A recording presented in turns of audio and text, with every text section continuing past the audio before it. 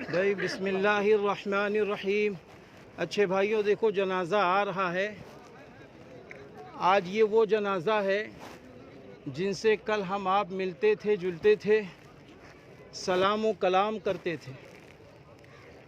آج وہ اپنی زندگی کے آخری مرحلے میں آ کر جنازے کی شکل میں ہمارے اور آپ کے سامنے بھی آ جائیں گے۔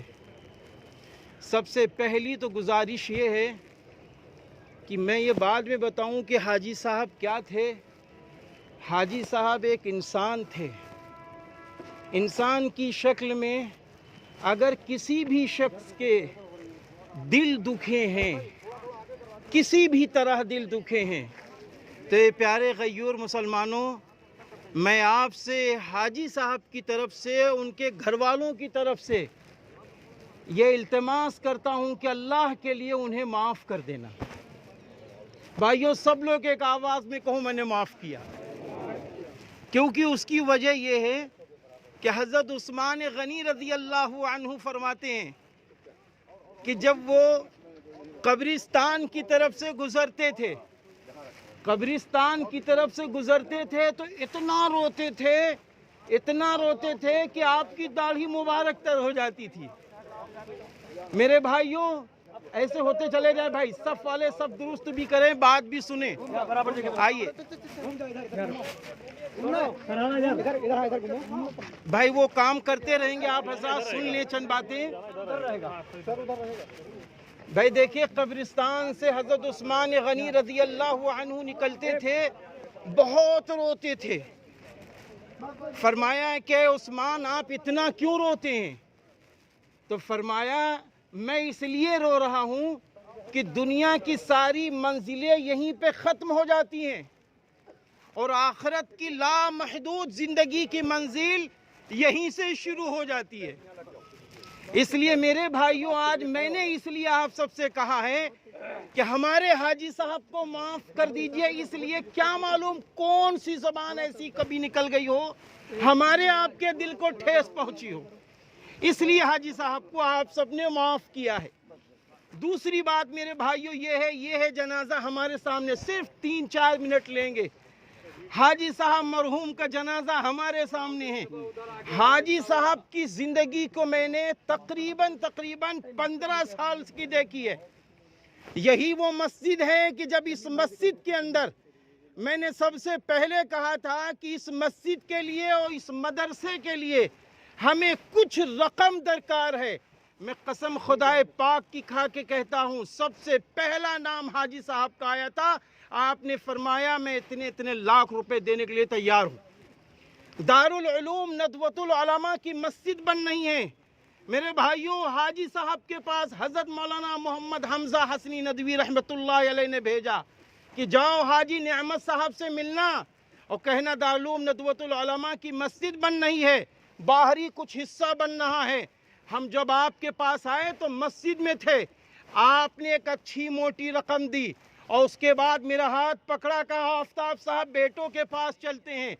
تو میں آپ کے پاس جب ساتھ میں نکلا تو اپنے بھائی جناب شرافت علی صاحب کے پاس پہنچا، آپ نے ان سے بھی دلوایا اور پھر ہاتھ پکڑا اور کہا چلو اب ہم چلتے ہیں کرامت کے پاس۔ تو ہم نے کہا حاجی صاحب اب شرم آ رہی ہے مجھے، حاجی صاحب اب مجھے شرم آ رہی ہے، بڑی موٹی رقم آپ نے ماشاءاللہ دی ہے اپنے بیٹوں اور خود کے ذریعے۔ آپ یقین مانیے اس وقت کہنے لگے شرم کیسی، ہم تو اللہ کے لیے دے رہے ہیں، آخرت بنانے کے لیے دے رہے ہیں، چلو کرامت سے بھی لیں گے۔ اور جب وہاں پہنچے تو آپ نے بھی دیا۔ یہ تھے حاجی صاحب۔